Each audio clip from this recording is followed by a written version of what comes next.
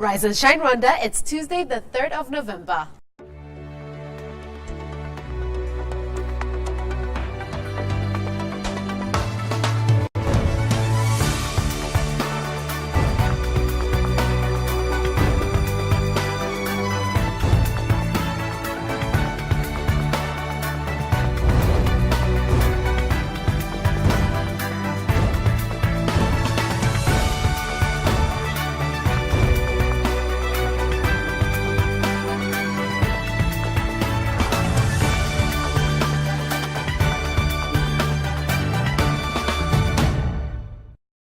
Good morning, it's just after 7 o'clock in the morning and you're watching Rise and Shine Rwanda with me, Ivan Magwene. And me, Yvette Shumbusho. Over the next hour, we'll bring you all the latest news, sports and business headlines from here in Rwanda and around the world. So Yvette, what do you have for us today? A lot, but Rwanda is on the move. It's on the rise. It has been marked on the map. All right. I'll tell you more about that. All right, Shay, what do you have for us in lifestyle? Well, let's just say women are growing, and it's something that we're going to look at.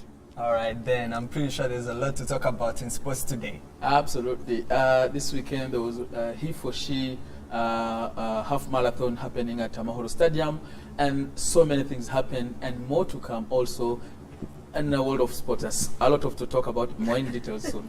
Well, all that more and more still to come, but first, Rise and Shine story of the day.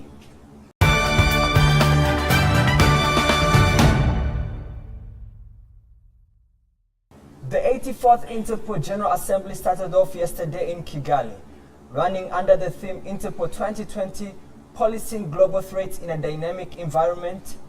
And presiding over the opening session was His Excellency President Paul Kagame, who once again thanked the Interpol organization for their contribution in helping capture different fugitives accused of the Rwandan genocide. He continuously acknowledged the Rwandan police for their active participation to world peace and existing peace in Rwanda. Let's take a look. Honorable ministers representing different countries here present, Madame Mireille Balestrazi, Interpol President, Dr. Hagen Stock, Interpol Secretary General, Chiefs of Police, distinguished ladies and gentlemen. On behalf of the government and the people of Rwanda, and on my own behalf, I would like to welcome you all to our country and wish you a productive and enjoyable stay. It is an honor to host the Interpol General Assembly, and we thank you for choosing Kigali as your venue. Let me also take the opportunity to express Rwanda's appreciation for the solid cooperation we have had with Interpol over the years. Security is the foundation of everything. When it breaks down, the costs are huge. Loss of life, destruction of trust within society and in public institutions, and economic stagnation. We experienced the worst of this in our own country, Rwanda, where the country's security forces at the time were at the forefront of the genocidal machinery.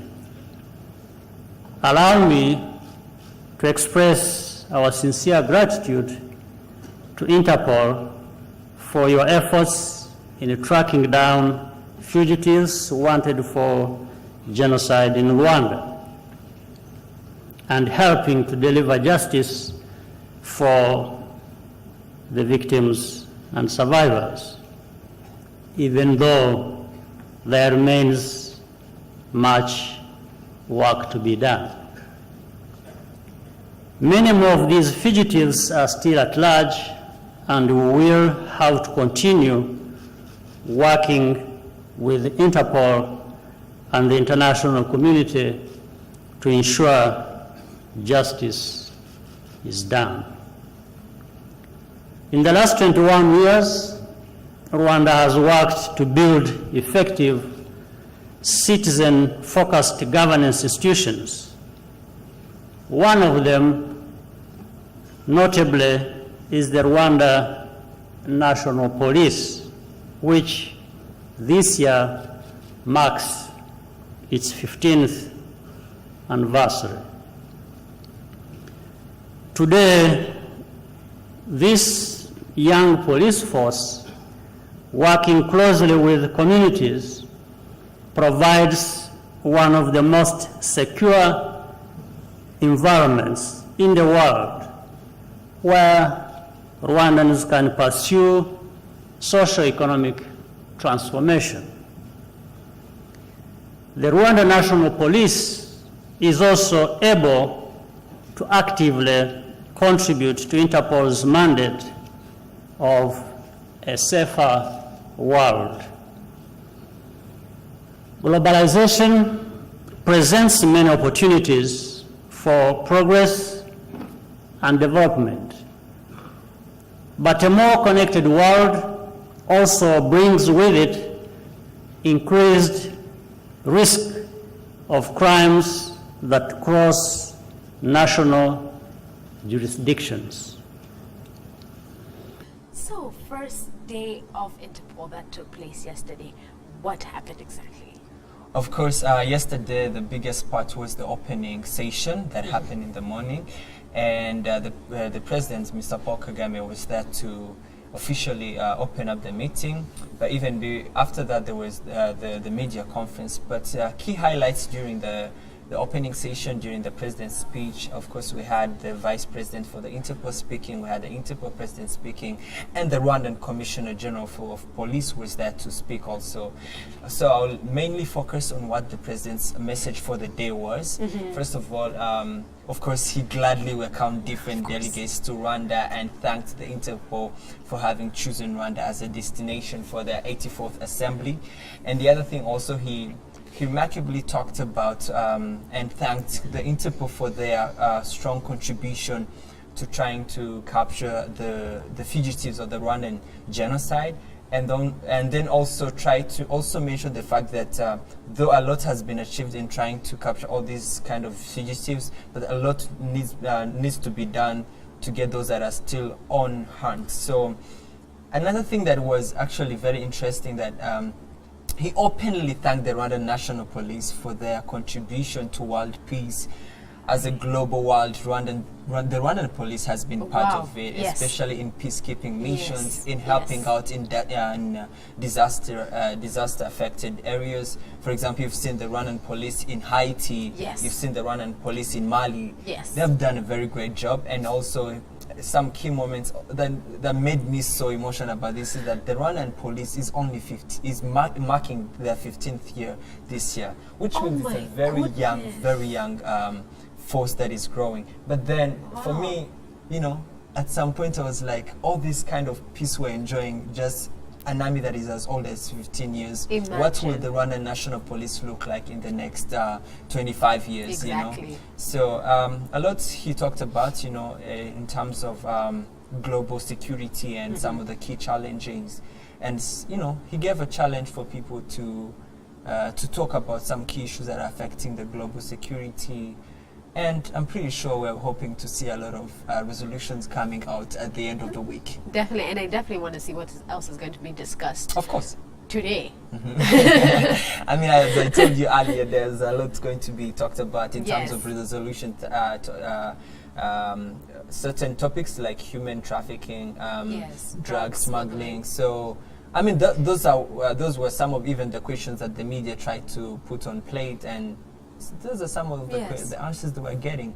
But trust good. me, at the end of the week, we'll be getting better resolution No, by the definitely. Interpol General Assembly. So I can't wait. Me too. You're watching Rise and Shine Rwanda. Stay with us. We'll be right back.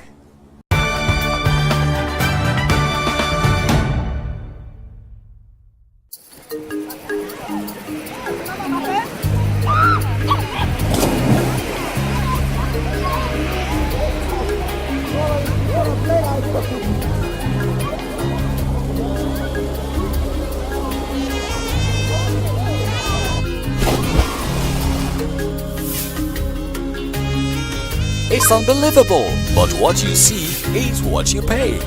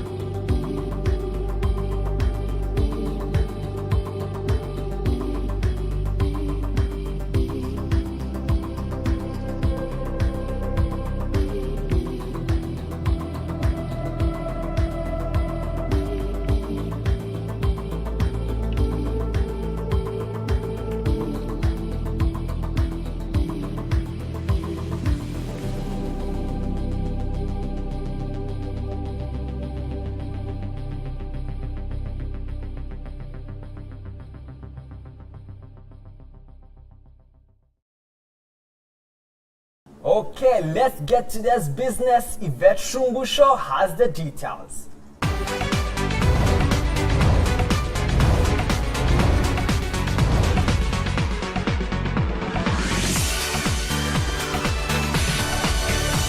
Business stories making headlines today. Rwanda will on Thursday host the second edition of iPad Rwanda Power and Infrastructure Investment Forum. The forum is a platform for private investors, project developers, consultants, technology and solution providers, and financiers looking for opportunity in Rwanda's energy, infrastructure, and mining sectors. The conference is expected to attract over 200 regional and international investors and power experts. It is scheduled for November 5th to the 6th in Kigali, and during the two-day meeting, there will be a roundtable discussion between representatives from the public and private sectors, as well as business-to-business engagements. Rwanda has received $26 million that will go to facilitating trade between the Democratic Republic of Congo, DRC, and Rwanda. Rwanda's Finance Minister Ambassador Claver Gatete stated that the funds are to help with regional integration in the western part of the country. The resources will help in making improvements in the Kapembe airport in Rusanzi district, and it will help Rwanda facilitate the trade with Congo, which has been the highest in terms of informal trade. This is part of International Development IDA regional financing of $79 million grant and credit that was approved in September by the World Bank's Group's Board of Executive Directors. These improvements will help reduce the time it takes to move across the borders and conduct business activities, allowing traders to take multiple trips and increase their incomes. As the Internet of Things, IoT, increasingly gains popularity in Africa, some experts say Rwanda has the potential to benefit from the new technology trend that involves connecting devices to solving problems. Experts define IoT as ways to connect objects by using different technologies, and so to analyze, measure, and do different things easily. Some local projects that apply IoT include agriculture, referred to as smart farming, and connection to hardware devices. Recently, Carnegie Mellon University hosted a panel of experts who debated various aspects of IoT, focusing on African context and initiatives currently underway with develop innovations that leverage IoT in Africa. Panelists, who include representatives from global tech companies and academics, cited agriculture as a sector that can reap from IoT in Africa. Welcome back to Rise and Shine Rwanda, and in studio is Christian Ituze, our contributor from Aquila.net. Welcome. Thank you. How are you today? I'm good. I'm good. Really? Yeah, definitely. That's good. So what do you have for us this week? Well, this week we have a lot of job openings. Uh-huh.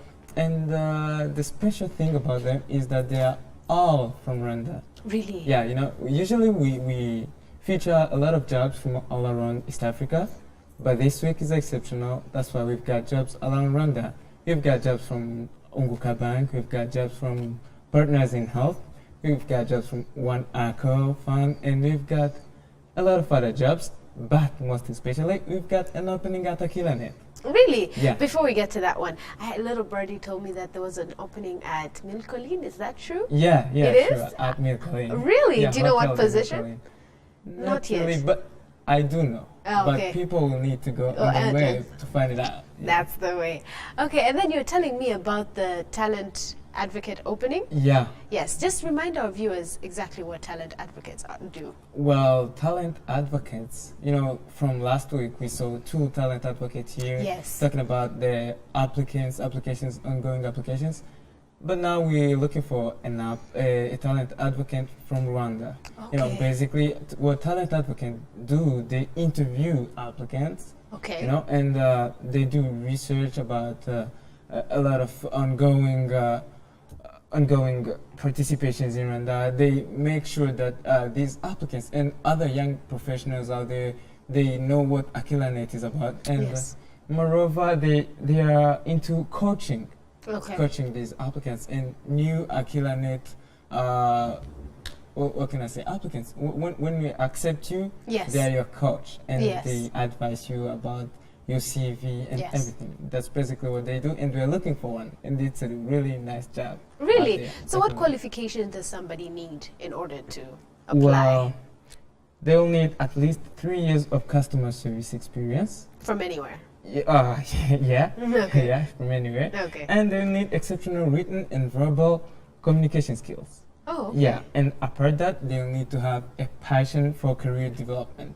Okay. So if people usually come to you to ask you about advice, and if you are a person who is passionate about giving advice, what people should be doing, if that's what your motives in life, then that job is for you. Okay, Sure. great. So what upcoming events do you have for us? Well, I'm telling you, this week it's a nice one. Really? Well, we are hosting a welcome reception. You know, from last month, we've been going through applications from different people all over the country. Yes. And this week, this coming Friday on November 6th, we are hosting a reception for our new Members? Our new members. But new members of Akila Night. Oh, Yeah, sure. great. So what's going to happen there? Is it going to be like a cocktail or is there going to be speeches? There's What gonna be kind a of lot. event There's is it gonna be a going to lot be? because there'll be a lot of people meeting. So it's going to be an opportunity for these new members of Akila to meet the talent advocates and also to meet a lot of employers out there. There will be a lot of employers present, and this is, I can say, a start for the networking career that we've been talking about. Now, people will, there'll be a head start for them to start building their networks. Definitely. Yeah, and it's gonna be fun. It's a reception. Are we invited?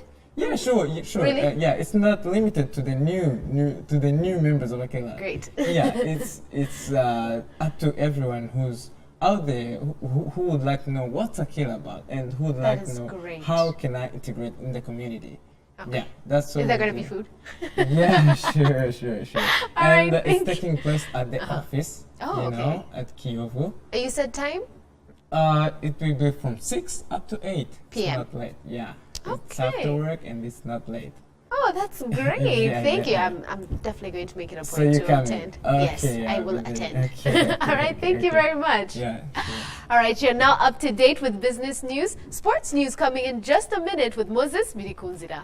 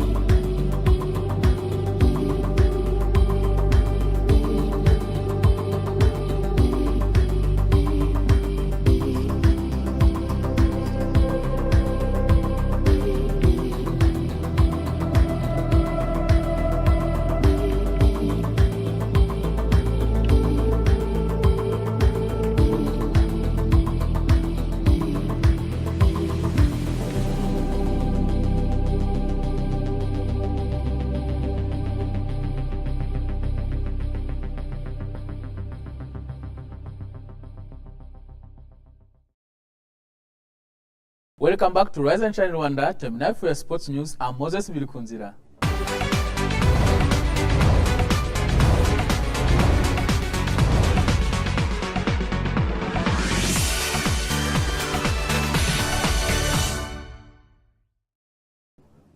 Starting with local marathon. Muhitila and Nyirarukundo won Kigali He for She marathon on Sunday. Felicie Muhitila clocked 1 hour and 38 seconds to claim a gold medal in the inaugural Kigali He for She half marathon, while Salome Nyirarukundo took the women's title on Sunday at Amahoro Stadium. Eric Sebahire used 1 hour, 1 minute and 6 seconds to win silver, and Alexis Nizeyimana won bronze.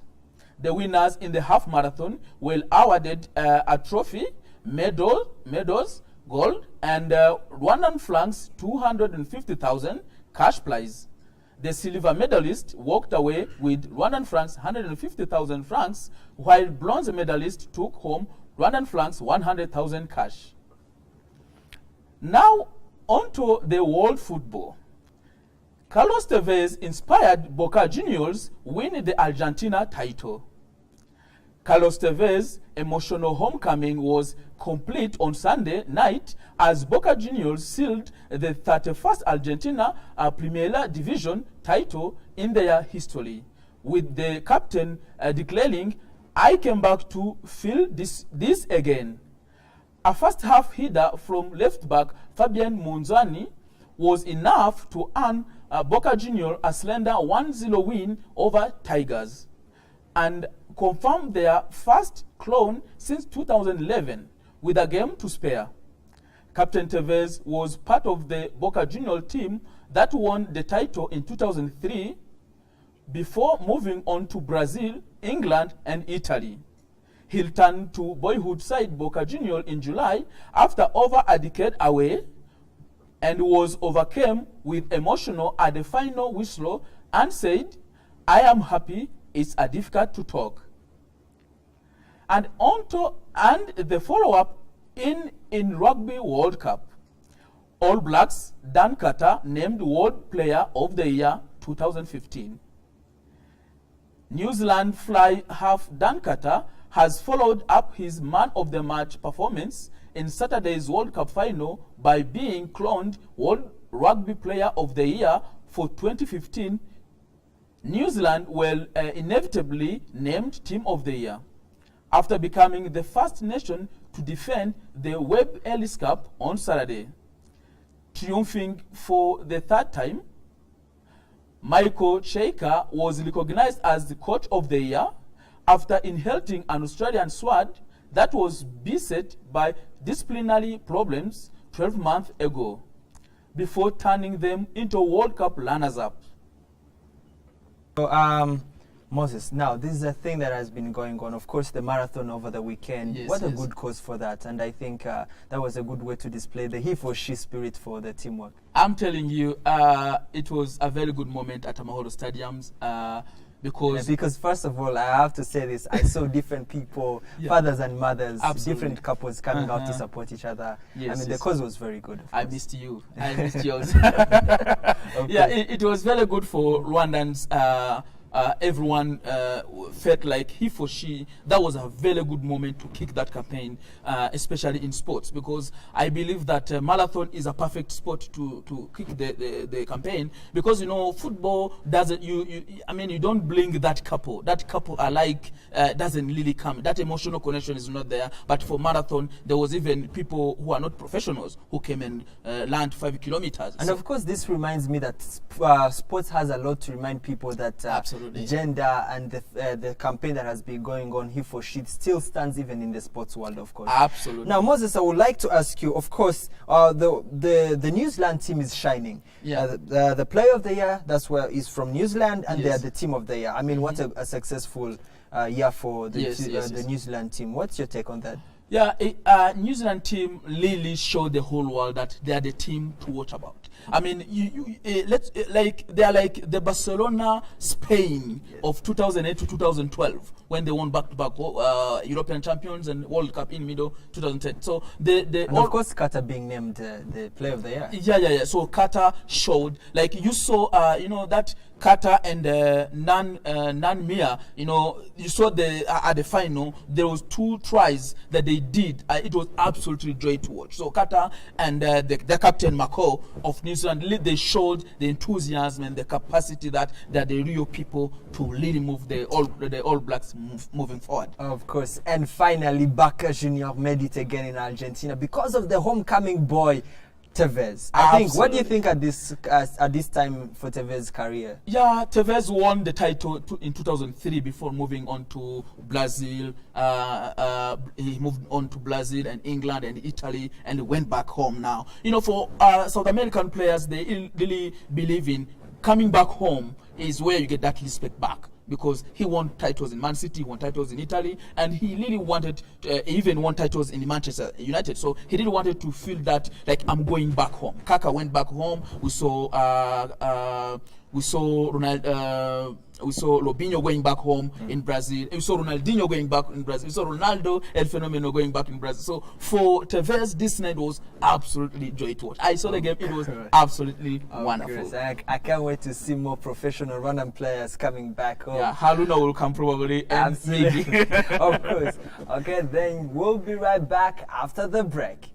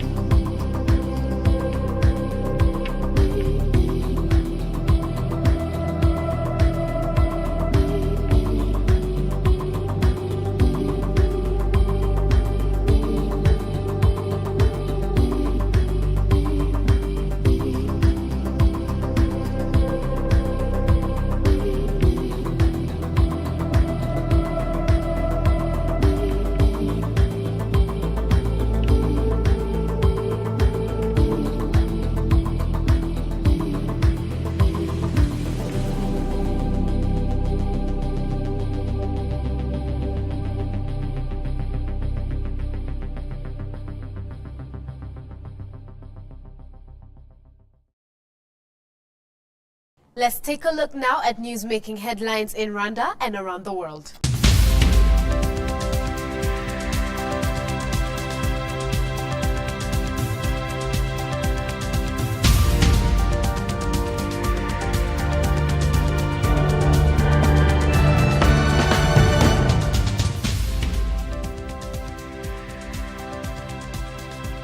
Stakeholders in the education sector from the Eastern Province gathered at the provincial headquarters in Rwamagana on Friday to chart ways of avoiding reverting into the embarrassing tag of having the most cases of examinations malpractices.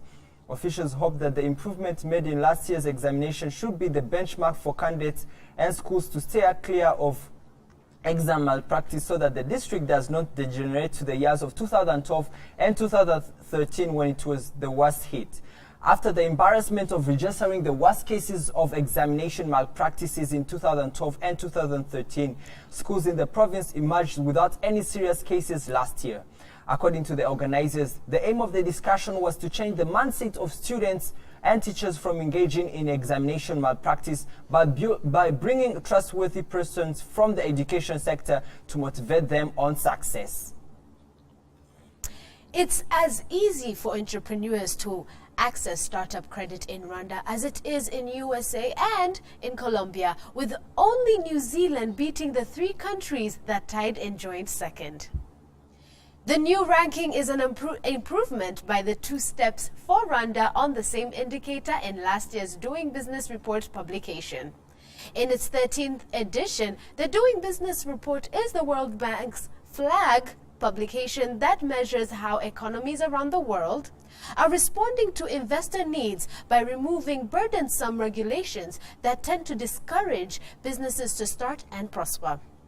The latest Doing Business report was released last week under the theme Measuring Regulatory Quality and Efficiency, with its finding based on the doing business environment in 189 economies around the world. And in regional news, having won a very competitive election with the lowest margin by a candidate of the ruling Chama Mapinduzi, it may be tempting for Tanzania's president-elect Dr. John Pombe Magufuli to stonewall on electoral political reforms that would weaken the party and the presidency. Yet the fractious nature of the election on the mainland, where main challenger Edward Lowassa has rejected the outcome and announced himself winner, and in Zanzibar, where the results were annulled after the opposition claimed a first ever win, are proof that Dr. Magufuli will have to reform more, not less, to keep Chama Mapinduzi in power. And in international news, Turkey's ruling Justice and Development Party has won a critical parliamentary election, regaining the majority it lost in June. President Recep Tayyip Erdogan said voters had shown that they prefer action and development to controversy. The pro-Kurdish HDP crossed the 10% threshold needed to claim seats. The nationalist MHP will also take seats in Accra. In a statement, Mr. Erdogan said that electorate had given proof of their strong desire for the unity and integrity of Turkey.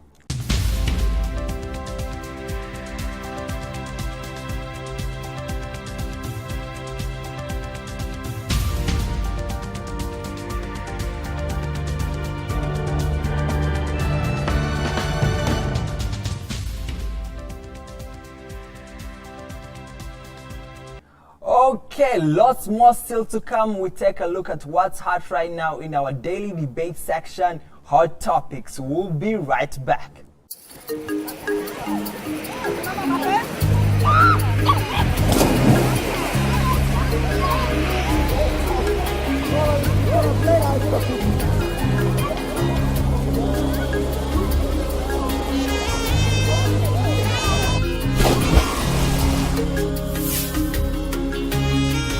It's unbelievable, but what you see is what you pay.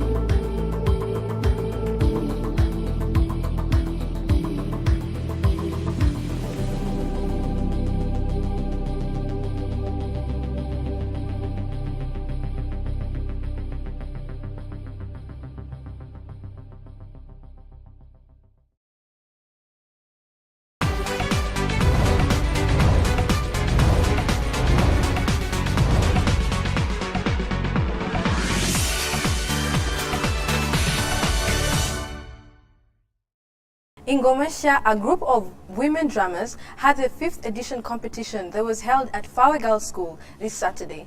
The ladies showcased their drumming skills as well as expressing their zeal and passion to be part of Ingomesha. Take a look. Ingomesha, a women's drumming club, conducted its 5th edition challenge in Fawegal School on the 31st of October 2015.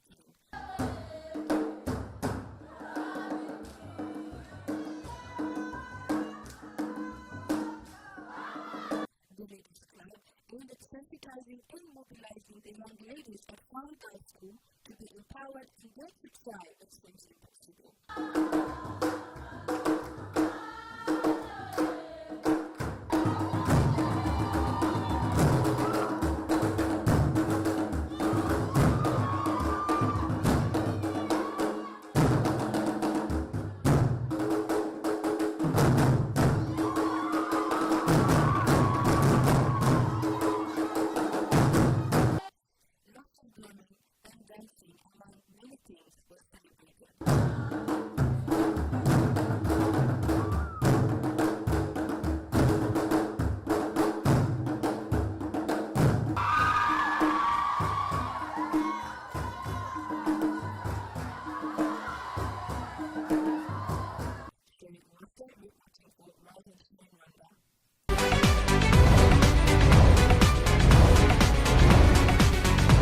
And welcome back. It's that hot topics time again. As always, the Rise and Shine Rwanda team have been up and about gathering everything you need to know about what's happening here and abroad, from what's trending on Twitter to the debates in your local cafe. We've got it all for you right here, right now. So to begin with, the hot topics, a woman working 4 jobs to make ends meet dies while napping in her car between shifts, sadly. Maria Fernandez left the car running as she took a nap. So basically, the carbon monoxide and gasoline were likely the cause of her death. Fernandez was found dead in her car around 8 hours later. Oh, so sad. So imagine how somebody can be working so hard. Although I also think 4 jobs is a bit too much. And actually, I didn't read the whole report, but it says, I didn't mention it, but it says that she hadn't slept. Sometimes she could go 5 days without sleeping.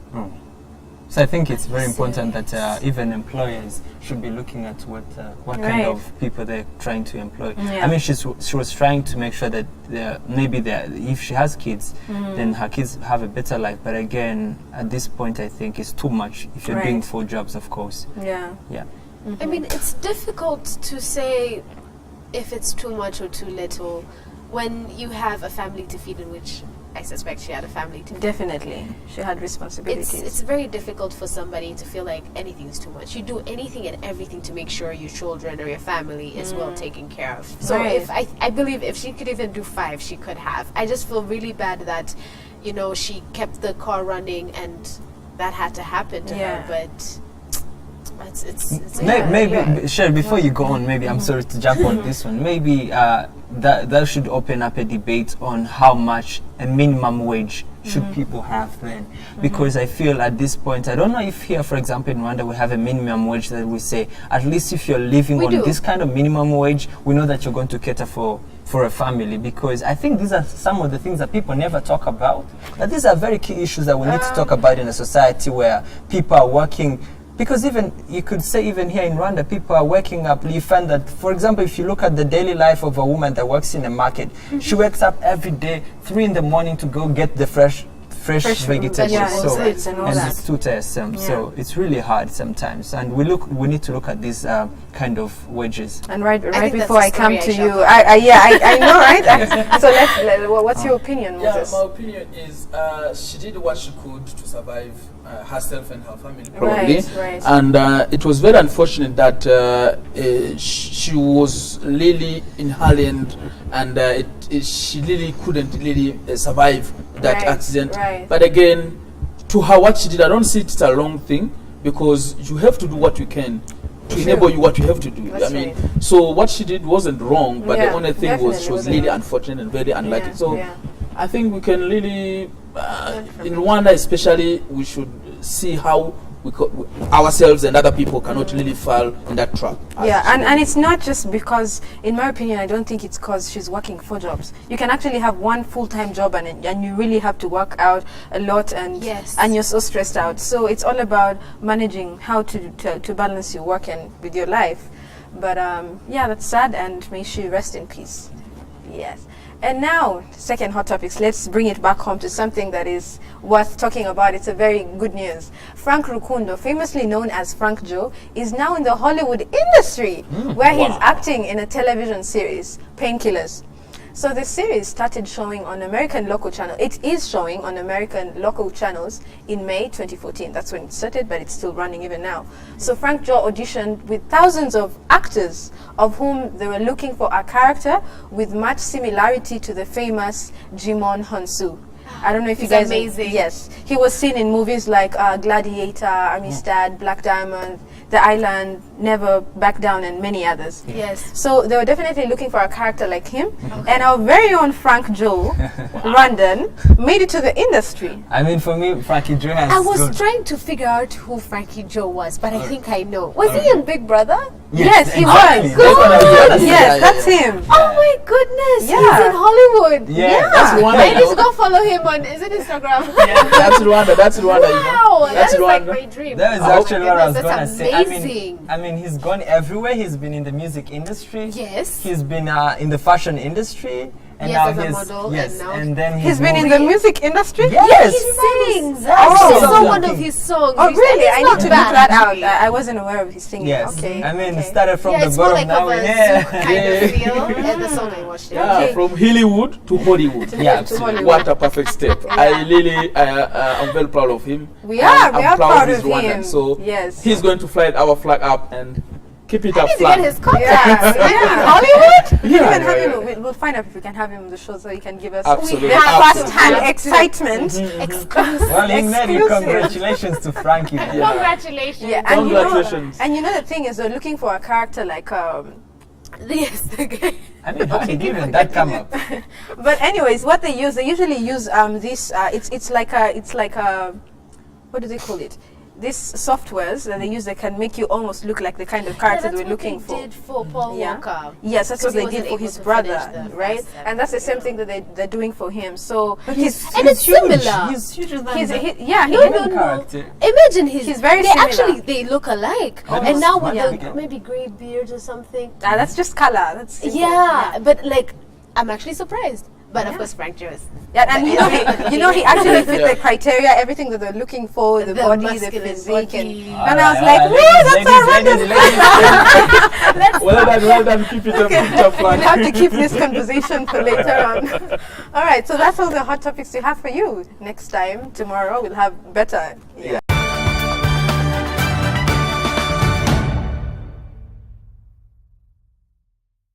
Don't forget, we love to hear your thoughts, comments, and feedback on what we're talking about here on Rise and Shine Rwanda.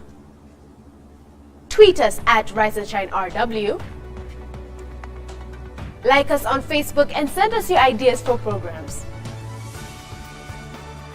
Check out our Rise and Shine YouTube page where you can catch all the shows and reports we do.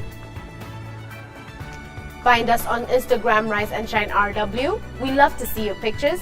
Or check out our Rise and Shine RW website, www.riseandshinerwanda.com. Well, that's all the time we have for today. We love to hear your feedback and do let us know if you have any ideas for programs. You've been watching Rise and Shine with me, Yvette Shumpusho. And me, Ivan Magwene, will be here same time, same place tomorrow. Do join us then. But for now, from the both of us and the rest of the Rise and Shine team, have a very good day. Goodbye. Bye-bye. Bye.